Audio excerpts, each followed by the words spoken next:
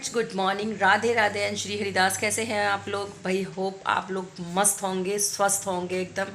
और लाइफ में स्वस्थ और मस्त रहने के अलावा कुछ नहीं है, इसलिए ऑलवेज स्वस्थ और मस्त रहिए क्योंकि थोड़ी सी भी आपको पता है ना, तबीयत किसी की ख़राब होती है तो वो कितना डिस्टर्ब सा हो जाता है। मुझे पता है, जब समटाइम्स मैं महसूस करती हूँ इस चीज़ को तो मुझे लगता है यार, जब तबीयत ख़राब होती है तो कैसा फील होता है। तो मैं सभी के लिए आशा करूँगी कि सब लोग एकदम स्वस्थ और मस्त हों। तो सुबह का समय है, मैं बिल्कुल फ्री होकर बैठी हुई हूँ एक लिस्ट बनाने के लिए। कि लिस्ट बना रही हूँ मैं फुलेरा दौज के सामान के लिए। फुलेरा दौज हम लोग बचपन से ही ना बहुत अच्छे तरीके से सेलिब्रेट करते आए हैं। जब हम तीनों बहनें बहुत छोटे छोटे थे तो मम्मी हमें बिल्कुल तैयार कर दिया करती थी और कोशिश करती थी कि वो फुलेरा दौज पे हमें येलो कलर पहनाएं, क्योंकि सरसों के फूल वूल आते हैं ना, तो पूरा तो बहुत ही अच्छा फेस्टिवल होता है। कल मैं लड्डू के साथ सेलिब्रेट करूँगी, फैमिली में सेलिब्रेट करूँगी, तो मैं वीडियो बनाऊँगी और आपको दिखाऊँगी कि हम लोग कैसे फुलेरा दौज सेलिब्रेट करते थे। अभी फ़िलहाल मैं बता ही देती हूँ। तो हम लोग ना गांव में जब रहते थे तो हम फूल लेने के लिए ना गांव में जाते थे खेतों में। तो जैसे गांव के जो बच्चे होते थे ना, हमको उतना पता होता नहीं था उस चीज़ का कि कहाँ क्या है, तो उनके साथ लग के ना हम लोग भी पहुँच जाते थे। हम खेतों में पहुँच जाते थे, फिर वहाँ से ना जो थैलियाँ होती हैं उनमें भर भर के ना फूल लेके आते थे।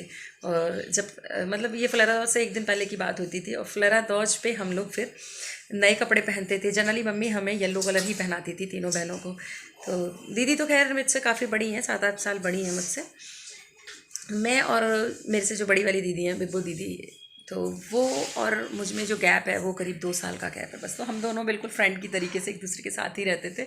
तो गांव में हम लोग ना फिर फुलेरा दौज वाले दिन हम पूरा अच्छे से तैयार होते थे सब लोग। तो गांव में जितनी भी लड़कियां होती थी वो अच्छे से तैयार होती थी, और उसके बाद जो थैली होती थी उसमें वो फूल लेते थे, सबके घरों में जाते थे और सबके घरों में जाके वो फूलों को सब डालते थे। और सब फिर जो गाँव का मंदिर होता था तो मंदिर में जाते थे, और फिर एक पूरा एरिया फिक्स था वहाँ पे, वहाँ जाके खूब डांस होता था, खूब मस्ती होती थी, खूब खेलते थे। बहुत मज़ा आता था, बहुत मज़ा आता था, बता नहीं सकती मैं आप लोगों को। लेकिन अभी तो क्या है कि अभी हम लोग कल सेलिब्रेट करेंगे लड्डू के साथ में लड्डन के साथ में फुलेरा दौज मनाएंगे। तो कोशिश करूँगी कि वीडियो शूट हो जाए उस टाइम, तो पोस्ट करूँगी फिर मैं आप लोगों को। देखो हमारे लाला आज थोड़े गुस्से में बैठे हुए हैं कि मम्मा ने हमें बात ही नहीं करवाई किसी से। तो भैया लाला तुम भी बात कर लो सबसे, बोल दो राधे राधे गुड मॉर्निंग।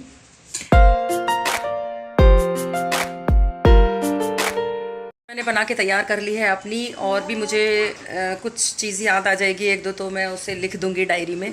फ़िलहाल जितना मुझे याद आया मैंने सब लिख दिया, क्या क्या मुझे लेके आना है। क्योंकि कई बार मेरे साथ तो ये बहुत बड़ी प्रॉब्लम है, जब मैं मार्केट जाती हूँ ना और मैं वर्बली ऐसे के ऐसे ही बोलती रहती हूँ, हाँ ये चाहिए ये चाहिए, तो जो ज़रूरी चीज़ होती है ना उनको भुलाती हूँ, और जो फालतू की चीज़ होती है वो रख के ले आती हूँ। तो इससे बेटर यही है कि भैया लिस्ट बना के रख लो, इसलिए मैंने सामान की लिस्ट ही बना ली कि आलतू फालतू का कुछ ना आए, जो काम की चीज़ें हैं केवल वही आएँ।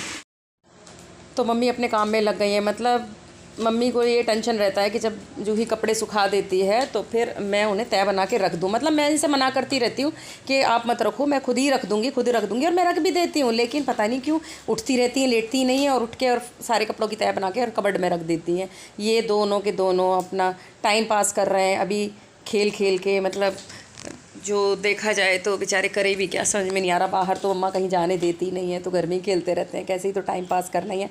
जब से कोविड आया इतनी ज़्यादा प्रॉब्लम हो गई है, मतलब पेरेंट्स ज़्यादा टेंशन में रहने लगे बच्चों को लेके। भैया बहुत ही टेंशन रहता है। फुलेरा दौज मतलब दौज, और वो भी फूलों वाली दौज। नानी कह रही थी आज मैंने येलो कलर पहन लिया कि कल फुलेरा दौज है, कल तुझे येलो पहनना चाहिए था। पता है मैंने नेल पेंट भी आज येलो कलर का ही लगाया। मैंने सोचा कल फिर येलो पहन लूंगी, क्या फ़र्क पड़ता है।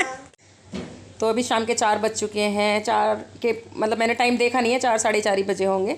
तो मैं यहाँ पे ना इनकी आलू की टिक्कियाँ बना रही हूँ, अच्छे से खूब घी भर भर के सेक रही हूँ कि ये लोग खा लें। कुछ इनका तीखा सा चटपटा सा खाने का मन था, तो आलू बॉयल रखे हुए थे, मैंने सोचा कि 4-5 टिक्की बना देती हूँ तो ये लोग खा लेंगे। लड्डू को भी भोग लग जाएगा अभी दोपहर में। तो ये मैंने लड्डू के भोग के लिए निकाल ली है 1 टिक्की, और 1 टिक्की तीनों की 1-1 टिक्की होगी, नानी की, परी की और वरदान की। तो दूध भी बना दिया परी वरदान का मैंने। इसके साथ में बॉर्नविटा वाला दूध नहीं दे रही हूँ उनको, अदरक पत्ती वाला दूध दे रही हूँ। तो दे देती हूँ, पहले लगा देते हैं भोग, उसके बाद इनको सर्व कर देते हैं। थोड़ी देर के लिए मुझे राहत मिल जाएगी भैया नहीं तो फिर काम लगा ही रहता है, खुद को रेस्ट नहीं मिलता। माँ को तो संतुष्टि नहीं मिलते ना जब तक बच्चे कुछ खा नहीं लेते हैं। तो भैया ले जाके रख दिया टेबल पे, अब खा लो। लेकिन इनके इतने नाटक हो गए, इन्होंने ना जाते ही नाक बना दी, हमको ये टिक्की नहीं खानी, हमको बाहर मार्केट से मंगाओ वही वाली टिक्की खानी है। बताओ कितनी गलत बात है। मेरे लड्डन को तो मैंने भोग लगा दिया, लड्डू ने खा लिया। देखो लड्डू ना आज थोड़ा सा खफा खफा बैठे हुए हैं, मेरे को समझ में नहीं आ रहा क्यों इतने खफा हो रहे थे। तो मैंने किया उन्हें अब रेस्ट के लिए जल्दी ही इनको सुला दिया है मैंने, भाई थोड़ा रेस्ट मिल जाएगा। आज पूरा दिन लड्डू का मूड ऑफ रहा है, तो इनको शयन मैंने जल्दी करा दिया भोग वोग लगाने के बाद में। और मैं बाँसुरी रखनी भूल गई थी इनकी, तो मैंने बाँसुरी इनके पर्दे हटा के बैठ के और उसके बाद फिर मैंने बाँसुरी रखी है। तो अब ये सुकून से सो पाएंगे। इनको बाँसुरी तो ज़रूरी ही इनके पास चाहिए भैया।